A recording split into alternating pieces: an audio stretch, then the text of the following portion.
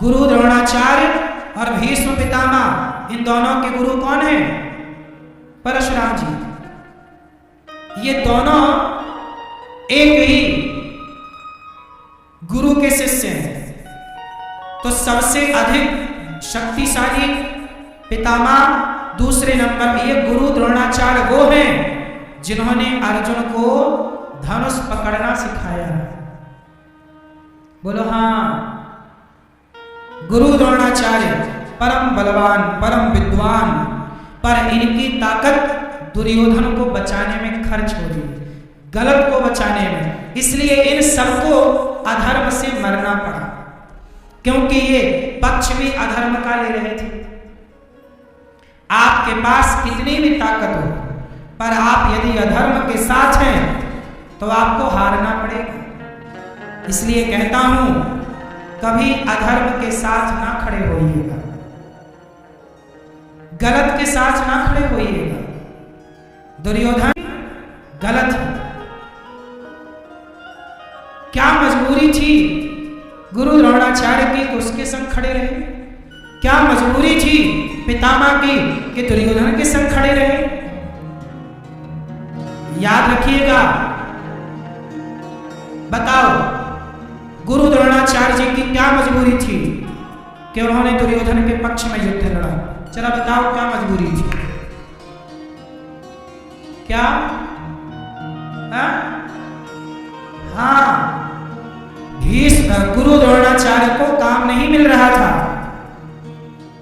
तब कौरवों के यहां उनको रहने को जगह मिली, खाने को रोटी मिली, और वहां उन्होंने अपनी विद्या के बदले धन कमाया।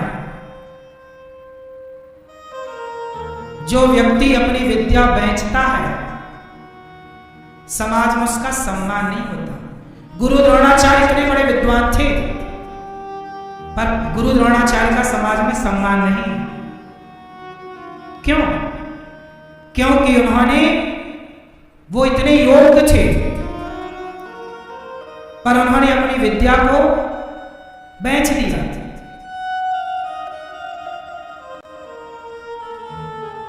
उन्होंने राजाओं का अन्न खाया, जबकि आपने देखा होगा दशरथ जी के गुरु वशिष्ठ जी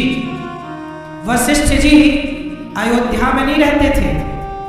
राजा दशरथ जी का अन्न नहीं खाते थे, वो अपना जंगल में रहते, अपना गुरुकुल चलाते, और जो भिक्षा में मिलता वो पाते।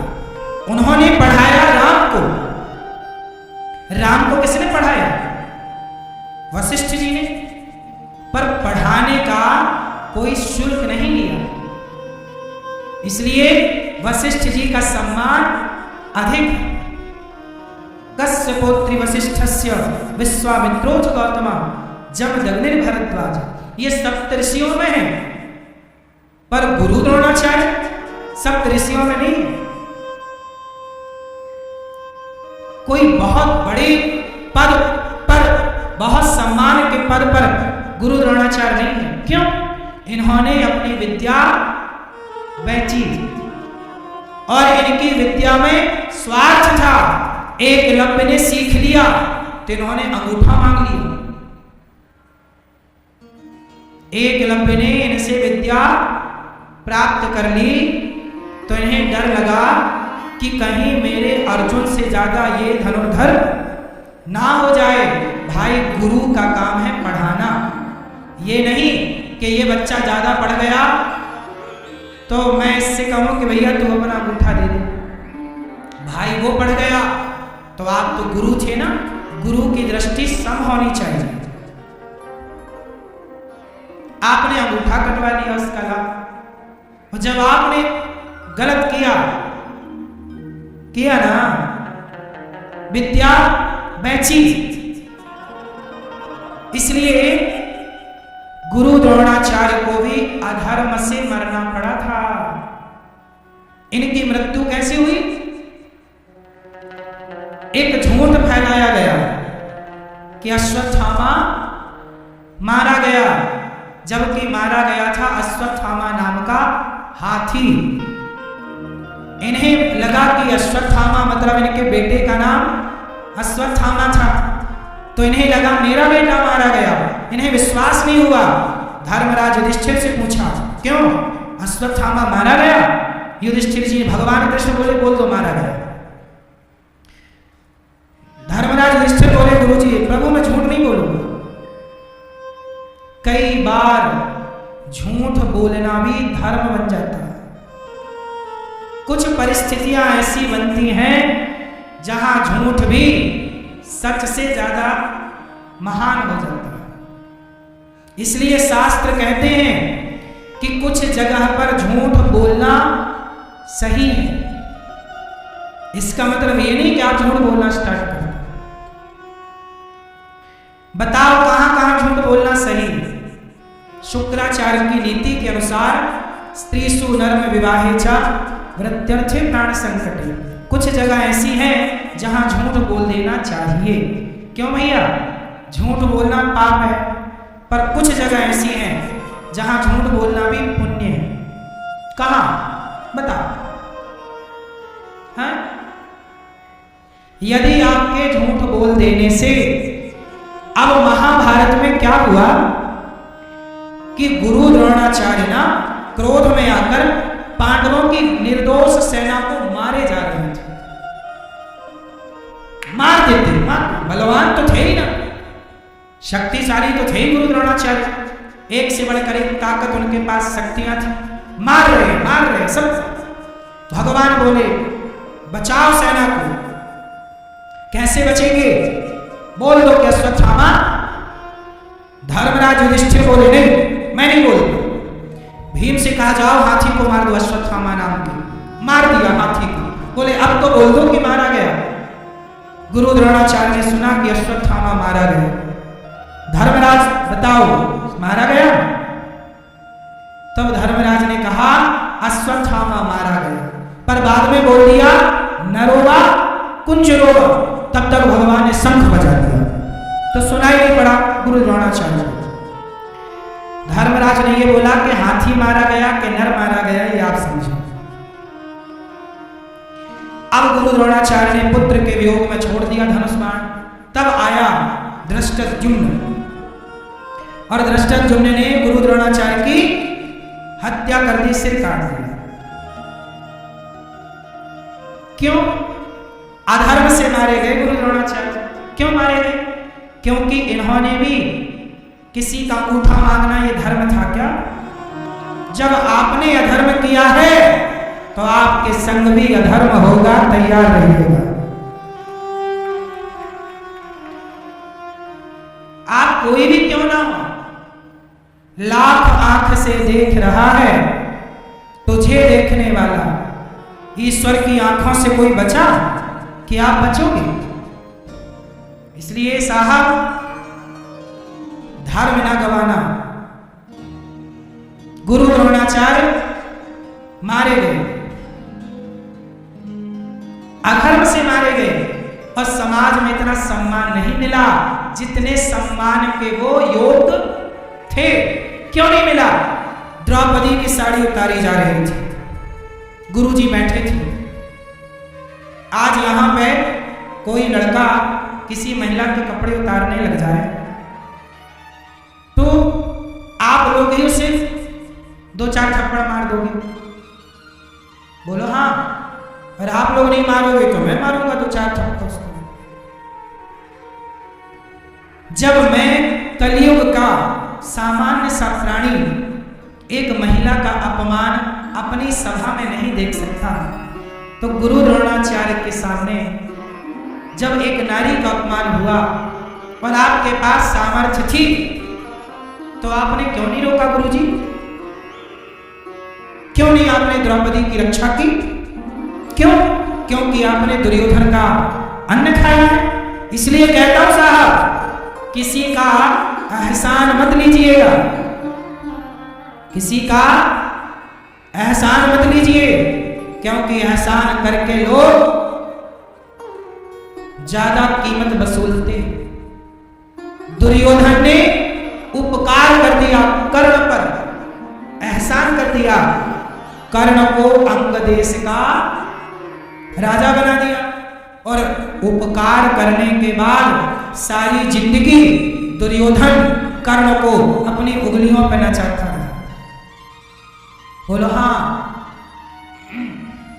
कर्ण को भी पता था कि दुर्योधन गलत है, फिर भी साथ देना पड़ा क्योंकि आपने उसका नमक खाया। कहता हूं मेहनत की रोटी खाओ, गरीब हो तो मेहनत करके गरीबी से लड़ो, किसी के आगे गिड़गिड़ाओ ना। दुनिया एहसान करती है एक बार और सारी जिंदगी गाएगी कि देखो हमने तुम पर एहसान किया, हमने तुम पर उपकार किया। लोग बिक जाते हैं आजकल लोग बिक जाते हैं, स्वाभिमानी लोग रहे नहीं। स्वाभिमान द्वापर में ही नष्ट हो गया तो कलयुग में क्या रहेगा।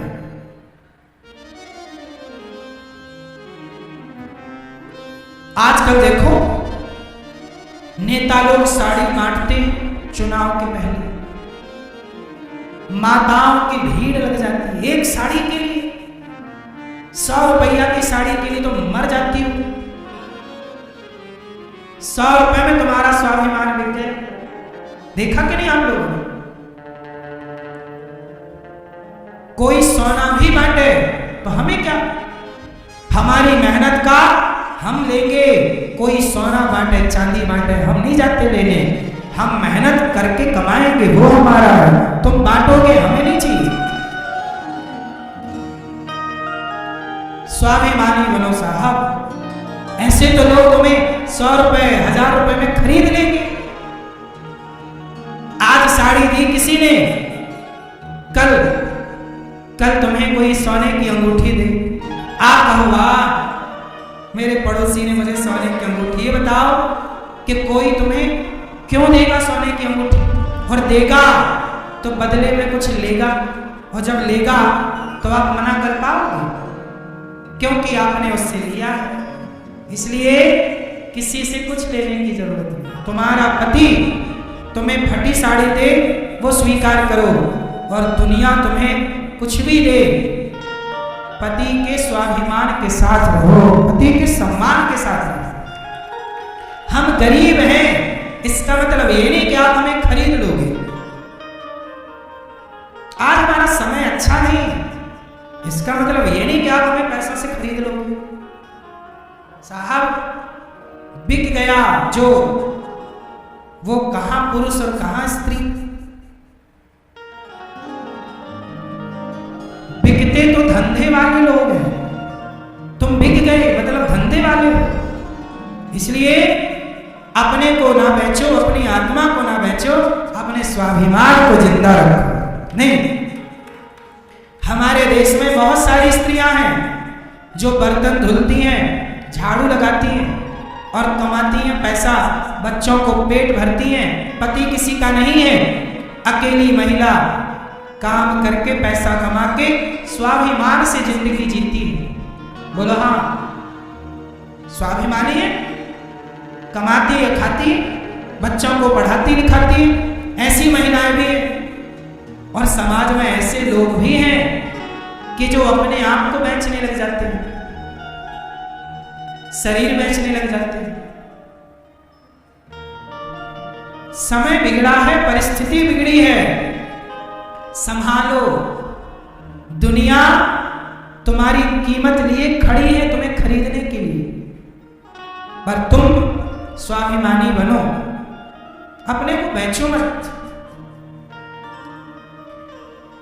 यही सिखाती है कथा महाभारत की। गुरु द्रोणाचार्य ने अपने को कौरवों के हवाले कर दिया, समर्पण किया ही था तो दुर्योधन के आगे क्यों किया? पितामह को समर्पण करना ही था, गुरु द्रोणाचार्य को समर्पण करना ही था, तो भगवान कृष्ण के आगे कर देते, है ना। ये सारे लोग महान हैं, गुरु द्रोणाचार्य, पितामह भीष्म। भीष्म पितामह तो बहुत श्रेष्ठ है, उत्तम कोटि के भक्तों में पितामह का नाम है। इसलिए भगवान कृष्ण ने अपनी भगवत गीता अर्जुन को भी सुनवाई और दूर खड़े पितामह को भी सुनवाई, उन्होंने भी सुना। बहुत बड़े भक्त हैं। विष्णु सहस्त्र नाम किसने प्रकट किया? बाणों की सैया पर पड़े हुए भीष्म पितामह ने प्रकट किया विष्णु सहस्त्र नाम। उच्च कोटि के हैं, पर साथ किसका दिया? दुर्योधन का। इसलिए आपसे कहता हूं कि गलत व्यक्ति का साथ मत दीजिएगा। यही महाभारत की कथा सिखाती है। पांडव जीत गए, कौरव हार गए। पांडव 5 थे, कौरव 100 थे। सेना कितनी भी बड़ी हो, जीत किसकी होनी है? सत्य की। सत्यमेव जयते, सत्य की ही विजय होगी।